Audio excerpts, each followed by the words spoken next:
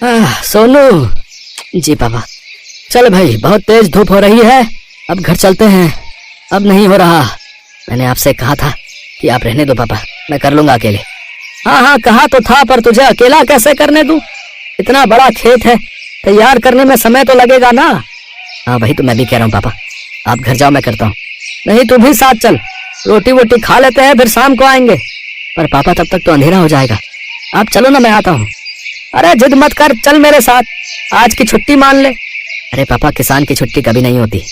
अरे मैंने कह दिया ना, तो हो गई आज छुट्टी, अब चल मेरे साथ। ये कहानी इन्हीं के छोटे से परिवार की है। किशन अपनी पत्नी गंगा, बेटे सोनू और बेटी मोना के साथ एक गांव में रहता था। गांव की आबादी ज्यादा नहीं थी, तो सभी के घर काफी दूर दूर बने हुए थे। खुद किशन का छोटा सा घर भी उसके बड़े से खेत के बीचों बीच बना हुआ था। फिर घर पहुंचकर आ गए दोनों, चलो आ जाओ, मैं खाना लगाती हूँ। वैसे खेत का काम पूरा हो गया। कहाँ माँ? पापा कहने लगे कि आज छुट्टी है, तो मुझे भी अपने साथ छुट्टी मनाने ले आए। छुट्टी?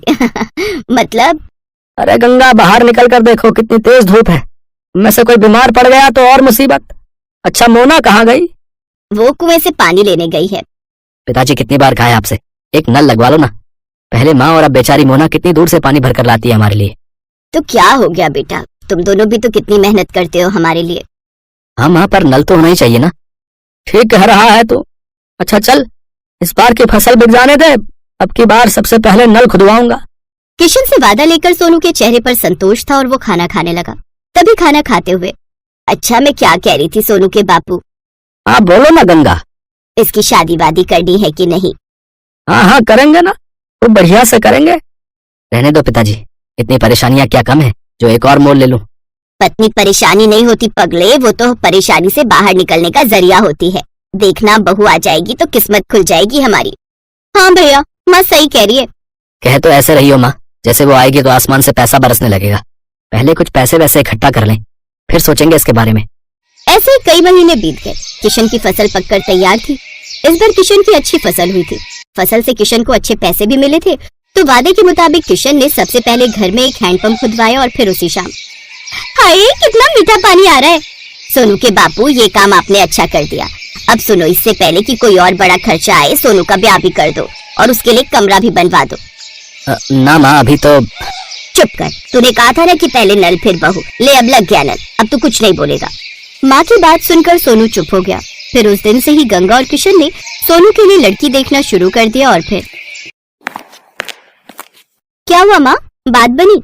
हाँ बन गई भाई, मुझे तो लड़की बहुत अच्छी लगी। राधिका नाम है उसका, पढ़ने लिखने में बहुत तेज है। पर क्या माँ? उसके बाबा की तबीयत सही नहीं रहती, माँ है नहीं, लेकिन मुझे तो बहुत अच्छी लगी। देखने में भी बड़ी प्यारी है। हाँ, और मुझे तो बहुत समझदार भी लगी। हम तो हाँ कराए हैं, अब तो शादी की तैयारी करो भाई। कुछ दिनों के बाद सोनू की शादी राधिका से हो गई। राधिका ने ससुराल आते ही घर का सारा काम संभाल लिया। इस छोटे से परिवार में खुशियां ही खुशियां थी। फिर एक दिन, माँ जी अपना गांव तो बहुत छोटा है, यहाँ तो कुछ ही घर दिखते हैं। हाँ बेटा, शुरू से ऐसा ही है ये गाँव। राम राम सबसे है, लेकिन किसी से कोई ज्यादा मतलब रखता नहीं है। सब अपनी अपनी खेती करते हैं और खुश रहते हैं। माँ जी हाईवे कहाँ को जाता है? दिल्ली की तरफ जाता है बिटिया। आप कभी गई हो दिल्ली? हाँ, एक बार तेरे बापू ले गए थे मेरे इलाज के लिए। बहुत चौड़ी सड़क है भाई, बस वाले ने सर्र भगा दी बस। इसका मतलब दिल्ली ज्यादा दूर नहीं है यहाँ से। हाँ, पर तू क्यों पूछ रही है? नहीं नहीं कुछ नहीं, बस ऐसे ही। गंगा समझ नहीं पा रही थी कि राधिका के मन में क्या खिचड़ी पक रही थी। ऐसे वक्त बीतता गया। फिर एक दिन किशन और सोनू सिर पकड़े बैठे थे, तभी राधिका चाय लेकर आई। क्या हुआ पापा, कोई परेशानी है क्या? हाँ बेटे, इस बार बड़ी विपत्ति आन पड़ी है। अब की बार बारिश बहुत कम हुई है, सारी फसल सूखने लगी है। बेचारा सोनू नल से बाल्टी भर भर कर फसल सींच रहा है, ताकि हमारे परिवार के लायक तो कम से कम अनाज निकल ही आए। पर पिछले साल तो खूब बारिश हुई थी। हाँ राधिका, तब इतनी बारिश हुई थी कि आधी फसल गल गई थी। खेती किसानी की यही समस्या है, बारिश कम हो तो दिक्कत और ज्यादा हो जाए तो दिक्कत। भगवान जाने क्या होगा आगे। मोना की शादी भी तो करनी है, और जब पैसे ही नहीं जुड़ेंगे तो फिर कैसे होगा सब? भरोसा रखो गंगा, सब ठीक हो जाएगा। अपने परिवार को परेशान देख राधिका भी दुखी हो गई। वो अब अपने परिवार की मदद करने के बारे में सोचने लगी। और फिर पापा, एक बात कहनी थी आपसे। हाँ बेटा बोलना, क्या बात है? मोना की शादी के लिए कितने पैसे चाहिए आपको? क्यों ऐसा क्यों पूछ रही है बेटी?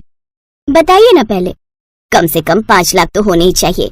3 के आसपास तो जमा है बैंक में, लेकिन 2 लाख का इंतजाम कैसे होगा पता नहीं। मेरे पास एक उपाय है, अगर आप लोगों को ठीक लगे तो। हाँ हाँ बोलो ना राधिका। देखिए, आजकल ना ये शहर वालों को फार्म हाउस वेडिंग और फार्म हाउस पार्टी का बड़ा चस्का है। हमारा खेत हाईवे से लगा हुआ है, दिल्ली भी दूर नहीं है, तो बस हमें हाईवे से खेत तक का रास्ता ठीक करना है, लकड़ी से खेत की बाउंड्री करनी है और कुछ चारपाइयां और सजावट का काम करना है और एक अच्छा सा नाम सोचकर एक बोर्ड लगाना है। बेटा मुझे तेरी बात कुछ कुछ समझ में आ रही है। इस सबके लिए पैसे कहाँ से आएंगे? वो 3 लाख रुपए हमारे काम आएंगे और अगर धंधा चल निकला तो मोना की शादी हम धूमधाम से करेंगे। मुझे भी ये आइडिया बढ़िया लग रहा है। अगले ही दिन से पूरा परिवार राधिका के कहने पर काम में जुट गया। हाईवे से लेकर खेत तक बढ़िया टाइलें लगा दी गई, लकड़ियों से खेत की 4 दीवारी कर दी गई और फिर खेत अच्छे से साफ कर उसमें घास उगाकर जगह जगह सुंदर चारपाइयां लगा दी गई। फिर खेत के बीचों बीच एक सुंदर और बड़ी सी खुली झोपड़ी बनाई गई। पूरे परिवार ने जमकर मेहनत की। फिर अगले ही दिन, हेलो, मेरा नाम राहुल है, मैं दिल्ली से आया हूँ। ये रिजॉर्ट पहली बार देखा। क्या परसों शाम के लिए स्पेस अवेलेबल है? हाँ जी बिल्कुल। क्या फंक्शन है? मेरे बेटे का बर्थडे है। केटरिंग मैं खुद देख लूंगा, बस मुझे ये जगह अच्छी लगी। मेरा बजट 20,000 का है। बोलिए आपको चलेगा? जी हाँ बिल्कुल। Thank you so much. ये लीजिए 10,000 रुपए एडवांस। राधिका का प्लान काम कर रहा था। 2 दिन बाद राहुल ने अपने बच्चे का बर्थडे खूब अच्छे से मनाया। राधिका और उसके परिवार ने पूरे खेत को गुब्बारों और रोशनी से सजाया था। ऐसे धीरे धीरे लोगों को गंगा के रिजॉर्ट के बारे में पता चलता गया और लोग आते गए। अब तो राधिका और उसके परिवार को काम से फुर्सत नहीं थी। फिर ठीक 2 साल बाद, भैया खाना जल्दी लगाओ, बारात आने वाली है। जी मैडम, अभी लगाता हूँ। ओहो, मोना तैयार हुई कि नहीं? मोना, मोना आ जाओ भाई। देख रही है राधिका अपनी ननद को? हाँ माँ, परी से कम नहीं लग रही है। सब आपकी वजह से है भाभी, मेरी नहीं हमारी वजह से। और सुनो, अपने पहले बच्चे के पहले बर्थडे के लिए अभी से बुकिंग कर लो इस रिजॉर्ट की। क्या पता तब ये स्पेस खाली हो या ना हो।